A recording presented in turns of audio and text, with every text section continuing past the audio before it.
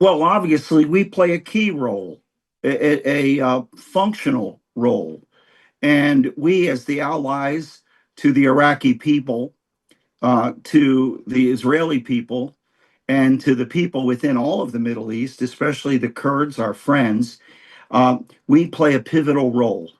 And our role should be one of strong diplomacy where we speak softly and forcefully, but we carry a big stick.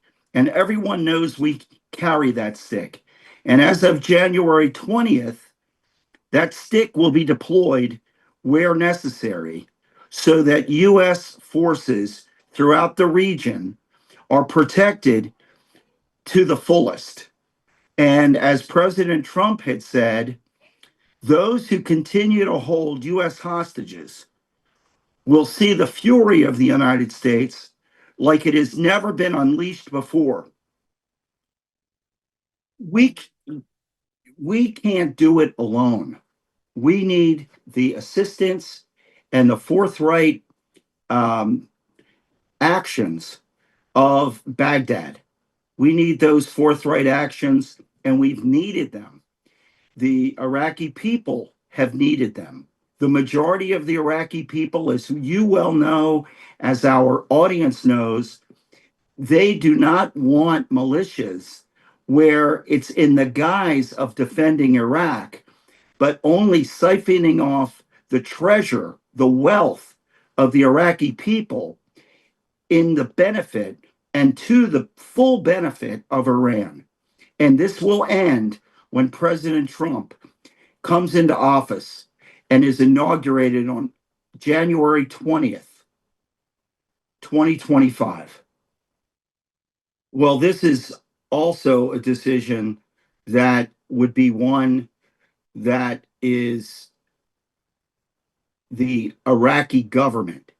And I would ask the Iraqi government to reach out to President Trump, if they haven't already, to tell him that we are a force for good. And they know that. They know that we are the only thing standing in the way of Iran fully controlling Iraq, beyond even what it does today.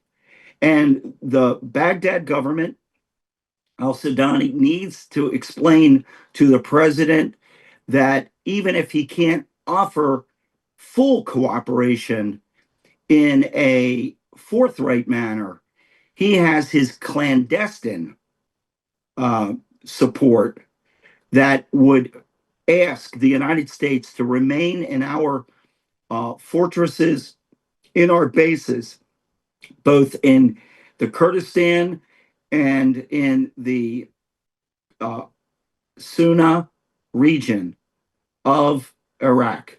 That must be conveyed immediately, if it hasn't already. And to my understanding, there have been certain messages already transferred back and forth, but we need that. And we don't want to see the Iraqi people suffer under the hands of the Iranians because the Iranians control much of the militia.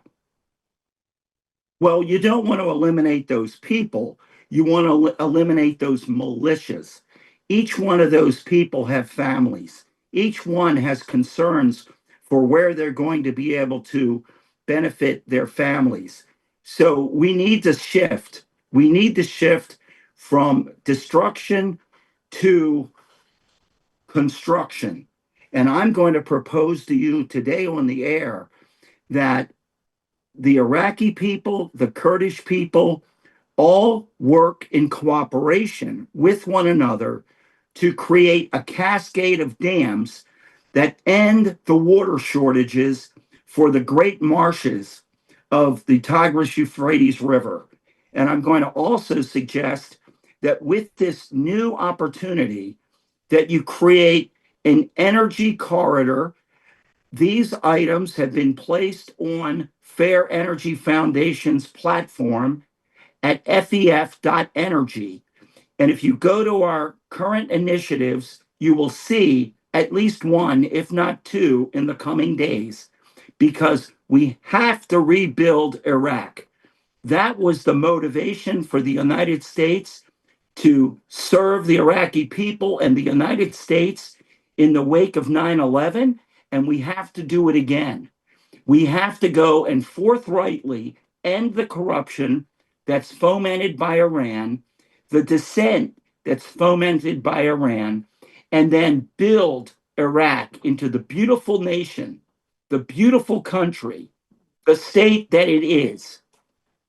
Well, we need to focus on Iraq, especially because Iraq can be the fortress for the region, along with our other current allies of the Abraham Accords. And those Abraham Accords must be embraced by the Iraqi people, which I believe it is, uh, to a majority, but then also the Iraqi government. And if the Iraqi government that currently stands decides it can't do it, there will be those politicians in Iraq that see the huge benefit of this opportunity that is present because of the circumstances with the defeat of Bashar al Assad and his tyrants.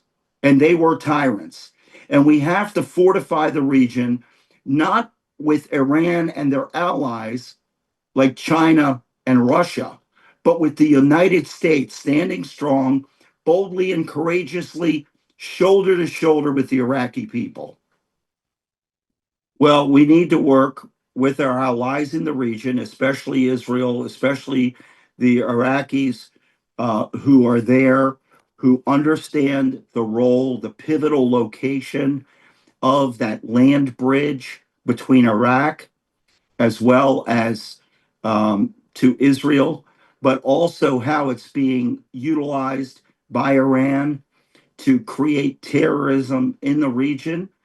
And just as Hezbollah, just as Hamas, just as, excuse me, as the Houthis are uh, being shown the might of the United States, let no one be um, have any misgivings.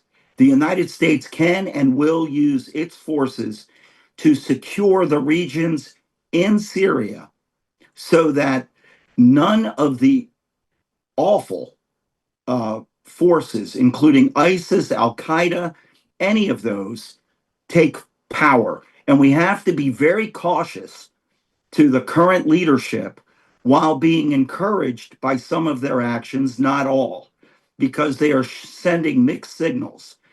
And the Turks also have to be held in check to prevent any kind of greater damage to the Syrian people as well. Thank you. Happy New Year to your people. FEF.energy is our website. We'll look forward to seeing you there.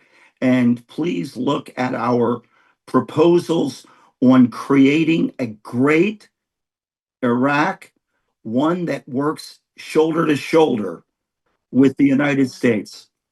God bless you.